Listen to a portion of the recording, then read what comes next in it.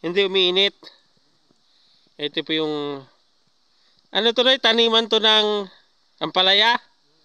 Ayan po yung setup ng taniman ng ampalaya. Hindi pa po tapos yan. Yan. Yan muna ilalagay. Tapos lalagyan ng mga kawayan. Saan lalagay kawayan dito, Noy? Dito lalagay kawayan? Paano? Pag ganun? Sa mga kanto? Hindi, pag-itan yan, mga ganyan lang oh. Pag ganun. Lalagyan mo pa ng ganyan sa gitna? Madaming ampalaya to, Noy. Abay, oo. Pag yan mo nga, baka tonelada yan. Yun din ang ilalagay doon ni Glenn eh. Nang magbabalag daw ng ganyan. Ay ako, tigaluto lang ako. Tutulong-tulong lang ako doon sa paggawa. Hindi naman... Yung may pakinabang yung binigay sa atin ni Marlon. Alin? Ito.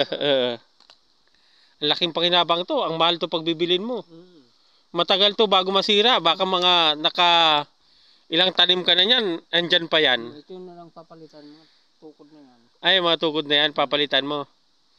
Pagkatapos ng ng ampalaya, pwede sitaw, Noy. Oo, sitaw. Kaya nga ito, pupunuin ko ng ganito, balag.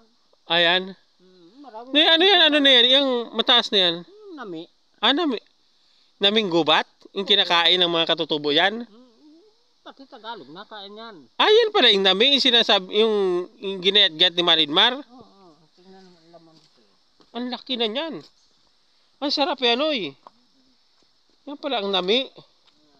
Ang taba, no? Ang laki ng laman. Ay, oo nga. Ay, ang laki ng laman, oh. Ang sarap, ang laki na yan. Huwag mong gibain. Tatanggalin ko yun dyan. Bakit? Walang kuwan yan eh. Tatanim mo? Naku, ang laki na, oh. Di ba, ginagayat-gayat yan, Oy?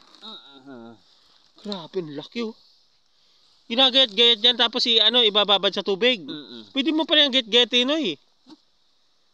Balala. Masarap yan, yung... Kung ako maraming pakakainin yun, gagawin ko yan. Wala ka naman. Nag-iisa lang naman ako, di isang piraso lang eh. Ang laki, oh. Saka ito, hindi mo pwedeng kainin to na ganito. Pag at malalasing ka niyan. Pag pag may tubo na? Oo, pag ganitong naghahapay-hapay yung tubo. Oo. Aba, lasing ka niyan. Lasing ka niyan pag... Kailangan pagkakain ka niyan. Wala nang ano? Ito, mahaba na nakasabid na.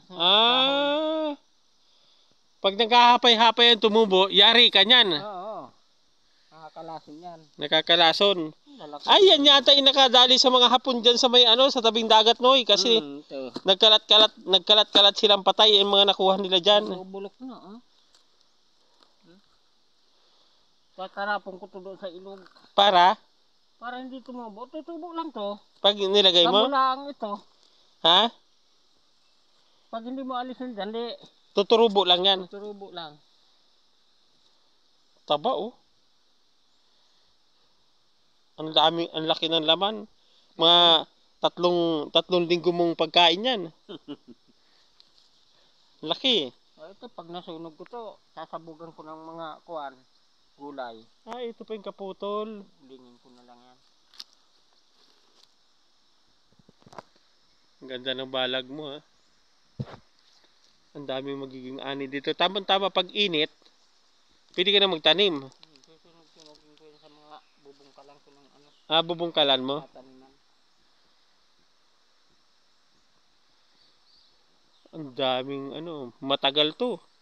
Matagal yan bago maubos. Bago maupos yung na yan. Papalit-palitan na lang ng mga tulo. Titingnan ko nga yung pupunta ako doon sa isang ban, pupunta ako doon kay Ed. Titingnan ko yung farm nila doon. Yung namatay niyang ninong. Titingnan natin kung malapit yun sa Kogyo, pwede natin gawin farm. Yung kay Lado ni? Oo. Pupunta ako doon. Punta tayo. Pero puntahan ko muna para alam ko. Hindi ko pa alam yun eh. Ang ganda nito.